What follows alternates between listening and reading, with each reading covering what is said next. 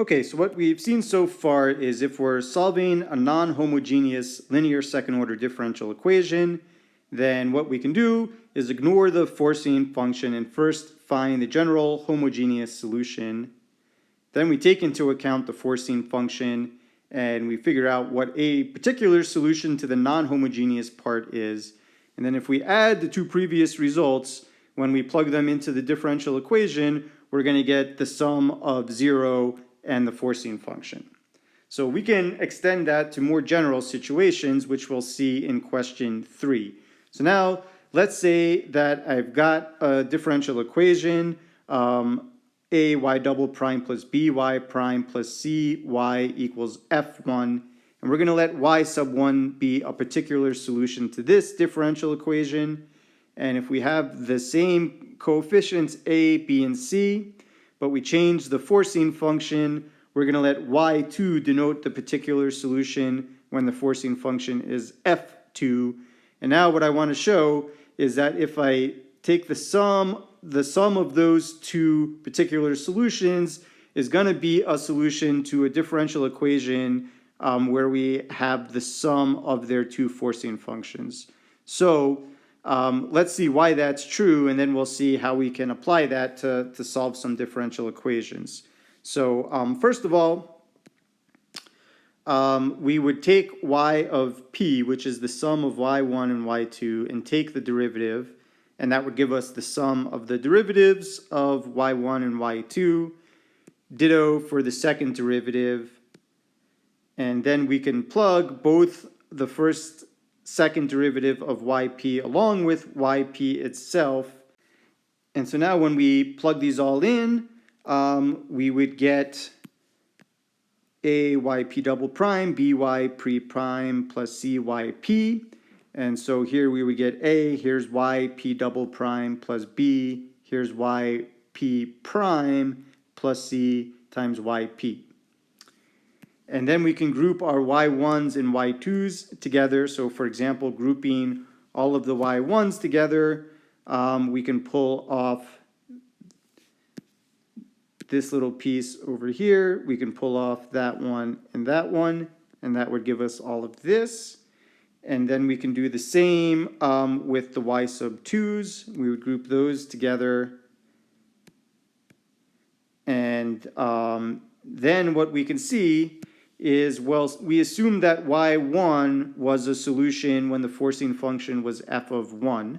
So all of this stuff is going to equal f1 of t, since again, we assumed that y1, when I plug it into the differential equation, I get f of 1. And this stuff is going to give me f of 2. So now what we see is that when I plug in y of p, I get f1 plus f2. So indeed, when we take the sum of the particular solutions for two different forcing functions, when I plug them into the differential equation, I'm going to get the sum of the two forcing functions. Okay, so now let's see how we can apply what we looked at in general in question 3 to a problem like question 4. And so notice here in question 4, our forcing function is a sum of a trig function and a constant. So we've talked about what to do if I had to guess only the trig function and what to do if I had to guess only the constant. And now let's think about what would we do if we had a forcing function which was a sum of two different types. Well, the first thing we do is solve the homogeneous differential equation. So we would first ignore any of the forcing functions. We've already looked at this differential equation. If you look back to one of the previous worksheets, the roots of this characteristic equation are -1 and -9. So that gives us a solution which looks like c1 e to the -9t plus c2 e to the -t. So we find our homogeneous solution. And then second, let's just first take into account the 85 over 2t. And so to solve that one, we want to solve this differential equation, and this is an example that we looked at in the worksheet from section 4.4. And what we found is that had a particular solution, minus 4 cosine 2t plus the sine of 2t. And again, if you're curious about how we can find that solution, I would tell you to go back and take a look at the worksheet from section 4.4. And then we would take a look at our forcing function number 2, which is this constant 18. This is one we also solved in the worksheet for 4.4.